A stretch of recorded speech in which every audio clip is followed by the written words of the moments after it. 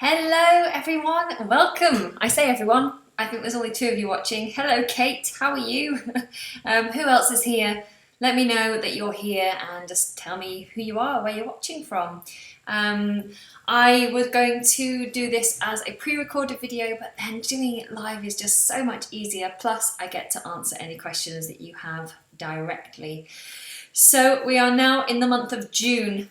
And so it's time for me to catch you up on everything YouTube that I have been doing, how I'm getting on, and just let you know how my growth is going. Am I any closer to hitting 1 million subscribers on YouTube? Well, I'm going to let you know how last month went. Hello, Stunning Lad, how are you? If you've been following my journey so far, then you'll know that last month particularly was a scary month. It was a good month in terms of growth. I grew my channels in a really good way, but it was a scary month concerning money. It was the month when I ran out of money and it was getting very, very difficult financially. So how has the month of May fared? Well, let's get straight into it. Hello, Diana from Argentina. How are you?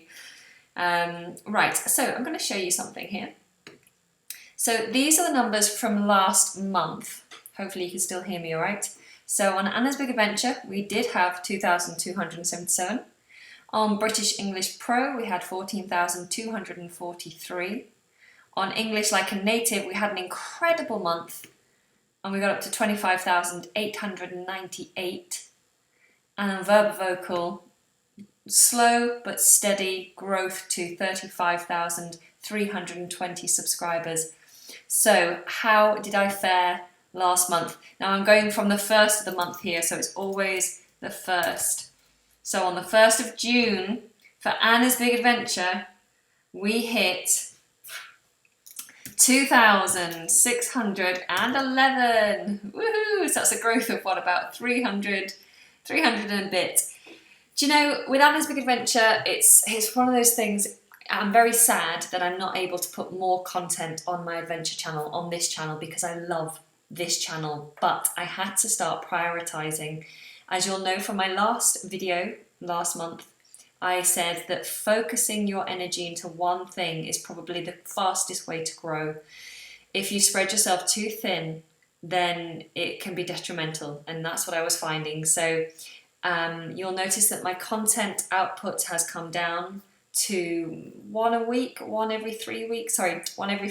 or one every 3 weeks, because I have to think about making YouTube work as a business. And unfortunately, the adventure videos at the level this channel is at, they don't work.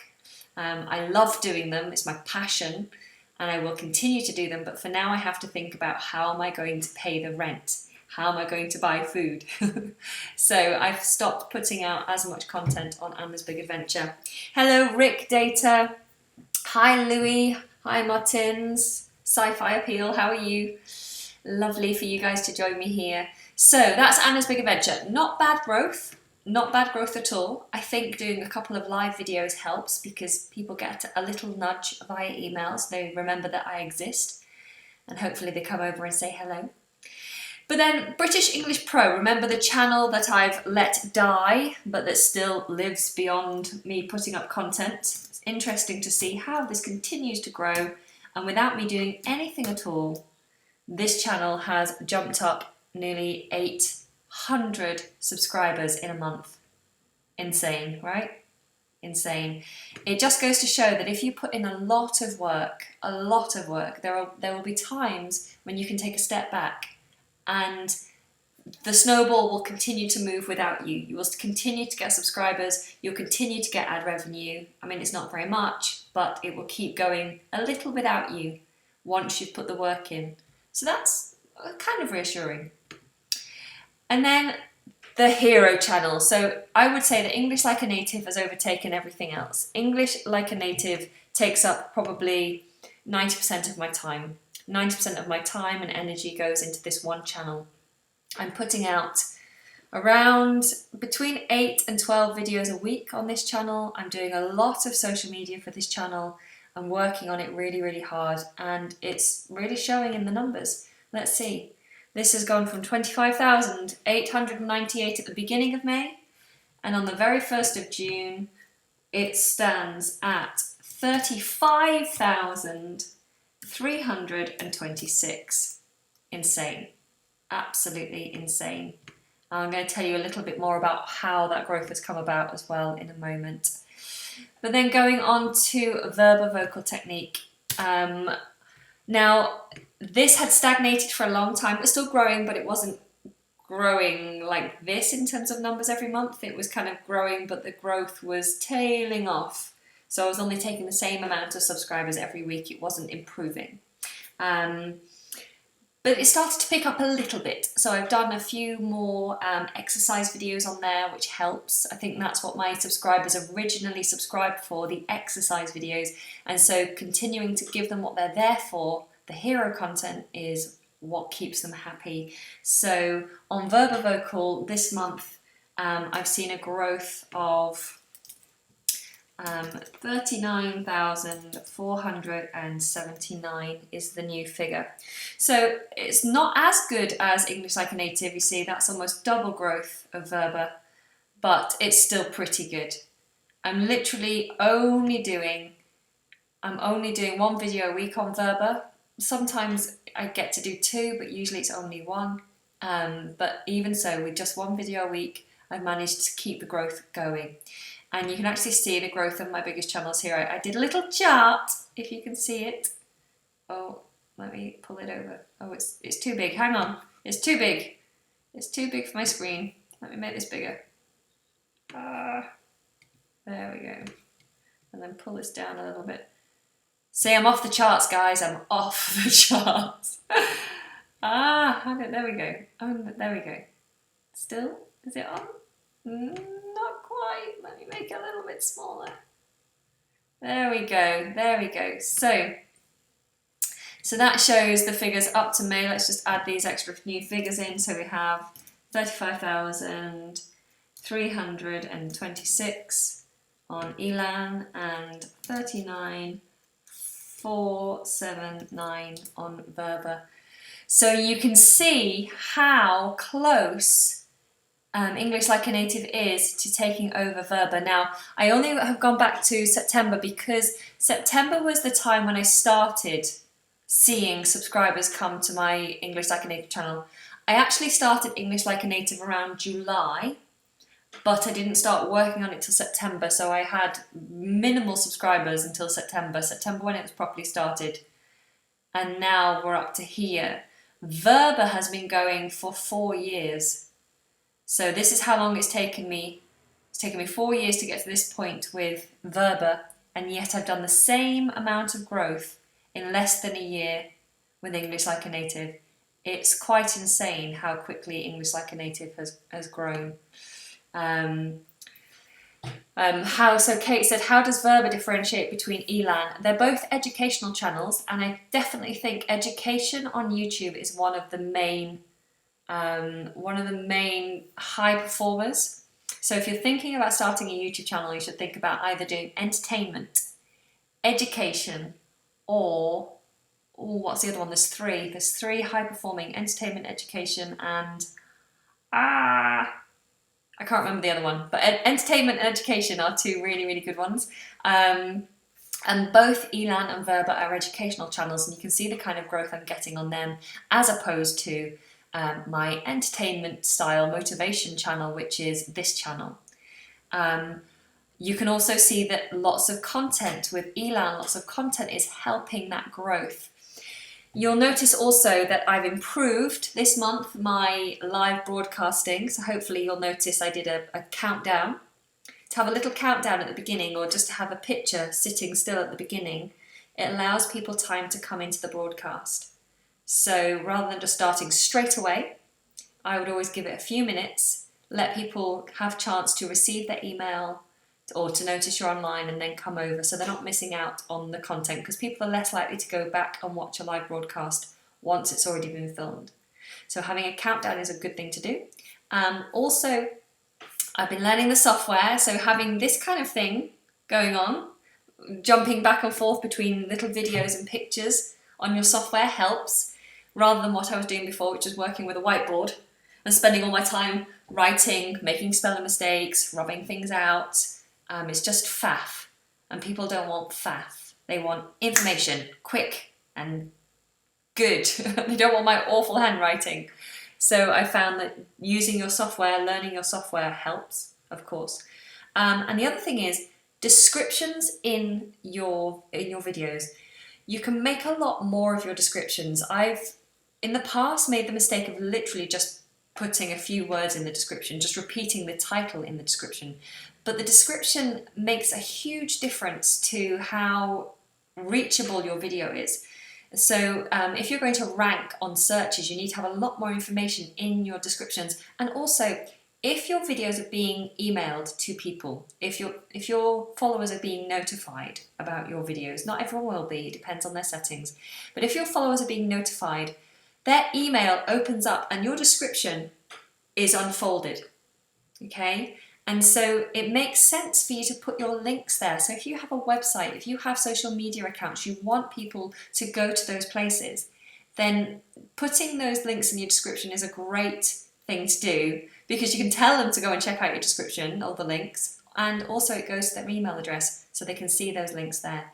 So make more of your description. Don't neglect your description. Very important. Louis said he likes the countdown. Thank you. Ali, is this live? Yes, it is. Good growth though. I usually only clinch 3 or more subscribers per month if I'm lucky. Yeah, well, you know, with my channel, this channel that's been going for years, I'm the same. I would be lucky if I got 5 subscribers in a month. But it's one of those things, if you keep working it, it just gets bigger and bigger and bigger. But you have to listen to your audience. You have to figure out what they like. If you have a video that does well, think, what did you do to make that video work so well? What did your audience like about that video? Make more content like that. Okay? Guys, yeah, if you've got any questions about YouTubing, then please feel free to ask. I wouldn't say I'm an expert, but this is my full-time job and I'm learning every day, so I'm happy to advise you guys in return for you being here. So if you do have any questions, just fire away and I will help you out. Now I spoke about algorithm spikes.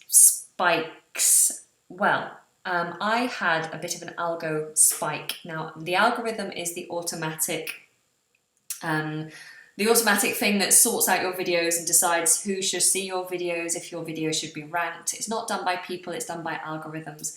And if you get an algorithm spike, it means that your video is picked up by an algorithm and it starts to really promote it. It doesn't happen often, but when it does happen, it can have phenomenal impact on your growth. And I had an algorithm spike not so long ago with a controversial video, and this is why I think particularly I got that spike. So if you can bring in a lot of traffic in the first 24 hours of releasing a video, if you can bring in a lot of traffic, then you are closer to creating an algo spike. YouTube like traffic. If you can bring in people, if you can bring in a lot of views very quickly, YouTube will notice you and they will go, oh, this video is popular. We will help promote it because lots of people will want to see it. And so I had a controversial video. It wasn't controversial. It was a lesson in English about the subject of sex. And of course, sex in all aspects is noticeable, controversial, people are interested, they take notice. And it was just teaching the English phrases and etiquette around the subject of sex. So it was completely safe. There was nothing naughty or wrong with it. It was a completely educational video. But because of the subject matter, I had a lot of people come to see it in the first 12 to 24 hours. I also made sure I notified everyone about it straight away, all over my Facebook, Instagram, Twitter. I really pushed it. And lots of traffic, lots of views in the first 12 to 24 hours. And because of that, YouTube then promoted that video and sent it soaring. And that got me a lot more views, a lot more subscribers. And that video now has, I think, around 250,000 views. It's my highest performing video. It's only been out for maybe a month, but 250,000 views. And that's going to keep going.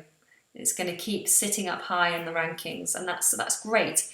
It's hard to get video content out there that does that, but if you can, then you have to sit on the back of that spike as well. If you do get a big boost, make sure to release something quickly. Release something good within the next week if you can, to keep more traffic coming through, to keep YouTube interested in what you're releasing. Okay? All right, guys. Well, that's all I came on to do, really, is to just tell you about the month of May. And so next month, a lot of exciting things are happening. I've got loads of fabulous content. I'm also going to be moving house, which means I'm going to get better internet, which is amazing because it takes me so long to upload my videos at the moment. I feel like it really holds me back. And sometimes I have to wait until I go to bed to upload things overnight. I also can't upload in the highest HD settings, which I want to because good quality lasts forever. But I'm also starting a new channel. I know, right? So yes, Kate, you just asked me, are you thinking about making any more channels? Yes, I'm going to be creating another channel. It will be another educational channel, and this channel is going to be aimed at children. And it's going to be centered around music and education and English language, but for children. And I'm very excited about it. I've got a team of people working with me on this particular channel. I think with the new rules, it's going to be hard to make any money from it because you have to have 10,000 views before you can start to monetize anything. But I'm very excited about how helpful this content can be for people.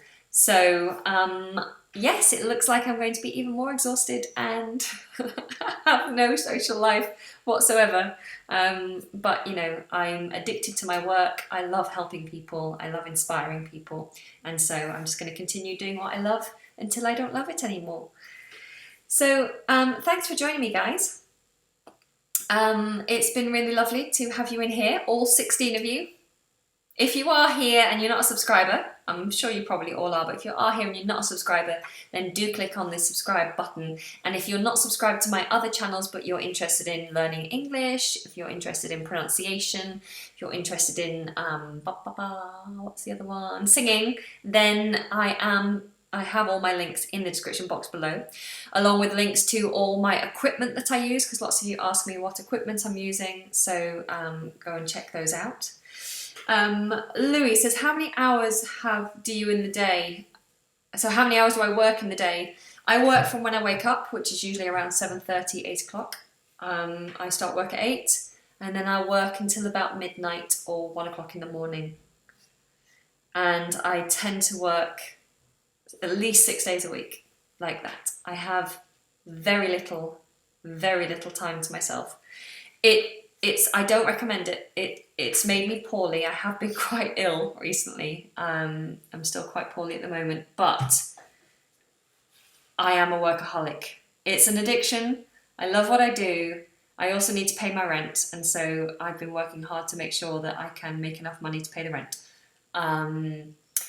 But hopefully, in the next few months, hopefully things will get better. I've got lots of wonderful people supporting me. I have lots of patrons. Eric actually is here. Eric is one of my patrons.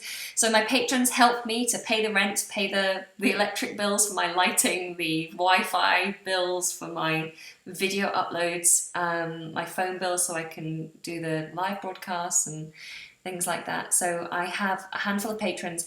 It doesn't yet cover everything, but it makes a small dent in the black hole.